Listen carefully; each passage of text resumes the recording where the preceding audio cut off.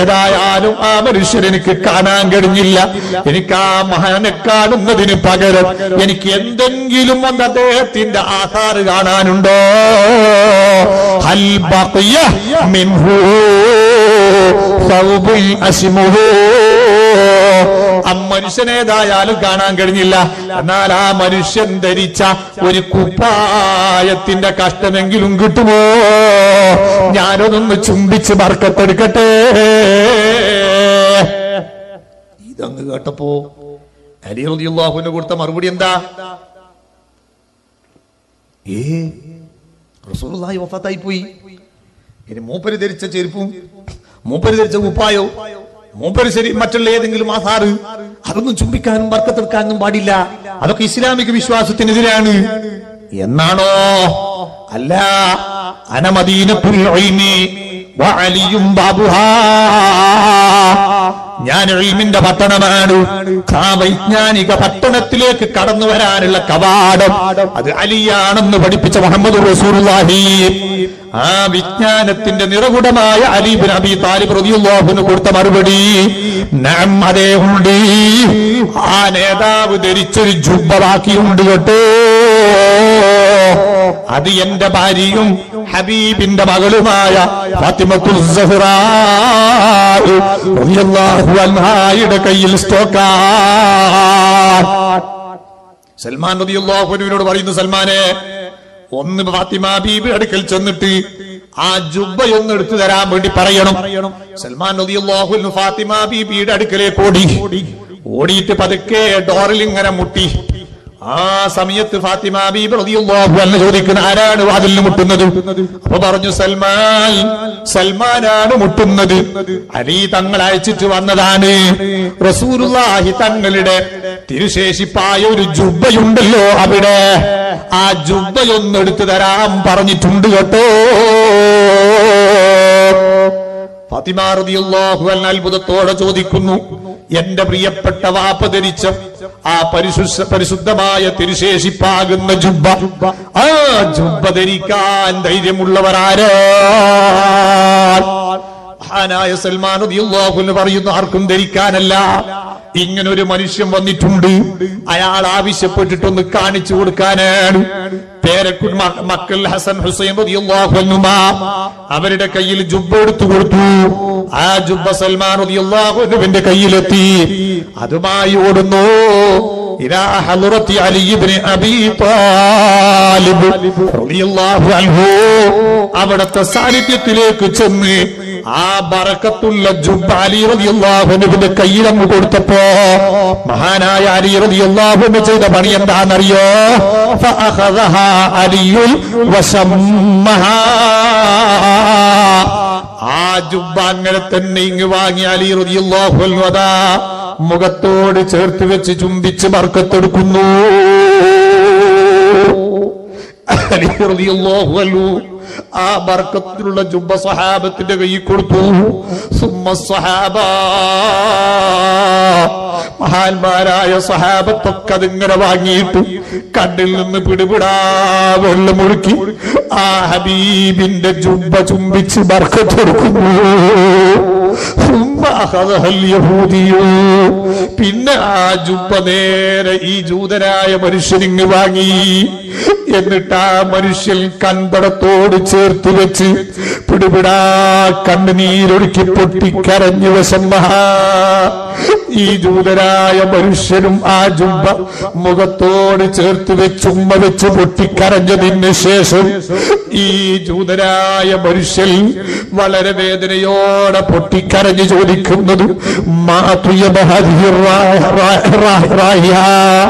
ഓ ഒരു വല്ലാത്ത ജുബ്ബ തന്നെ, ഇതിന്റെ സ്മെല്ല് സഹിച്ചുകൂടാ. ഇതിങ്ങനെ വല്ലാത്ത സുഗന്ധമുണ്ടാക്കിയ ശരീരം, അതിന് വല്ലാത്ത ശരീരം തന്നെ. ഇത് പറഞ്ഞിട്ട് ആ ജുബ്ബ അങ്ങോട്ട് തിരിച്ചേൽപ്പിച്ച് ഈ മനുഷ്യൻ ചെയ്യുന്ന പണി എന്താണെന്നറിയോ? സുമ്മ ഖാമ ഇലാ ഖബ്രിഹി. ഈ ജൂതരായ മനുഷ്യൻ നേരെ അല്ലാഹുവിന്റെ ഹബീബിന്റെ പരിശുദ്ധമായ ഖബറു ശരീഫിന്റെ അടുക്കൽ ചെന്ന് ഫറഫഅ റഅസഹു ഇലസ്സമാ,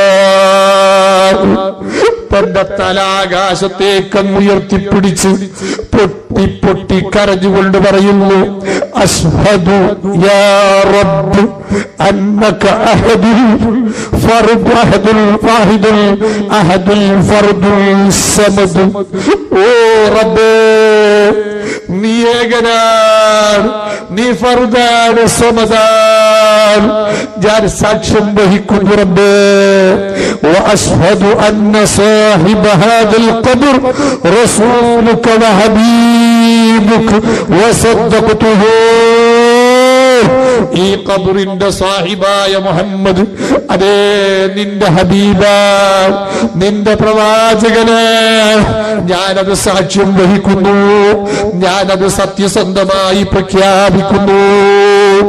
പരിശുദ്ധമായ തൗഹീദ് അംഗീകരിച്ച് തൊട്ടടുത്ത് ഈ മനുഷ്യൻ രണ്ട് കൈയും ഉയർത്തിപ്പിടിച്ച് അല്ലാഹുവിനോട് പൊട്ടി പൊട്ടി കരഞ്ഞു ദുആ ചെയ്യുന്നു.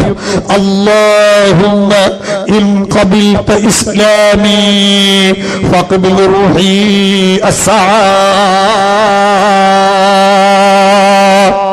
അല്ലാഹുവേ, ഈ വിനീതനായ എന്റെ ഇസ്ലാം, ആ ഇസ്ലാമിന്റെ നിന്റെ അടുക്കൽ കബൂലിയത്തുണ്ടെങ്കിൽ എനിക്ക് നിന്നോട് ചോദിക്കാനുള്ള കാര്യം ഒന്ന് മാത്രമാണ്.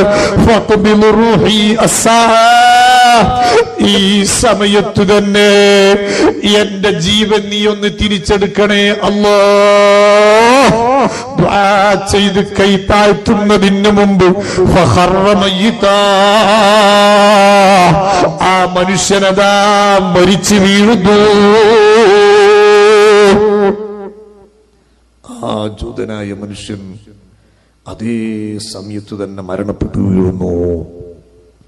ഫഗസലഹു അലിയുൻ വദഫനഹു ഫിൽ ബഖീഅ. ആ മനുഷ്യന്റെ മയ്യത്ത് ഒളിപ്പിച്ചത് ആരാന്നറിയോ? മഹാനായ സയ്യിദുന അലിയുൻ കറമല്ലാഹു വജ്ഹഹു വനഫഅനാ ബിഹി ഫിദ്ദാറീൻ വദഫനഹു ഫിൽ ബഖീഅ. ആ മനുഷ്യന്റെ പരിശുദ്ധമായ ശരീരം ജന്നത്തുൽ ബഖീയിൽ തന്നെ മറവ് ചെയ്യുകയും ചെയ്തു. നിങ്ങൾ കണ്ടില്ലേ എന്റെ പ്രിയപ്പെട്ട സഹോദരന്മാരെ, അല്ലാഹുവിന്റെ ഹബീബിനെ കാണാൻ കഴിയാത്തവർ ആ ഹബീബ് ധരിച്ച ജുബ്ബ എടുത്ത് ചുംബിച്ച് പൊട്ടിക്കരഞ്ഞവരാണ്. ആ ഹബീബിനോട് നമുക്കുണ്ടാകേണ്ടുന്ന സ്നേഹം അങ്ങനെയാണ്. ആ ഹബീബിനോട് നമുക്കുണ്ടാകേണ്ടുന്ന ബഹുമാനം അങ്ങനെയാണ്.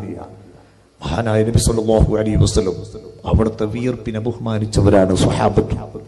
അവിടുത്തെ തുപ്പുനീരിനെ ബഹുമാനിച്ചവരാണ് സ്വഹാബത്ത്. അവിടുത്തെ നഖത്തിന്റെ കഷ്ണത്തെ ബഹുമാനിച്ചവരാണ് സ്വഹാബത്ത്.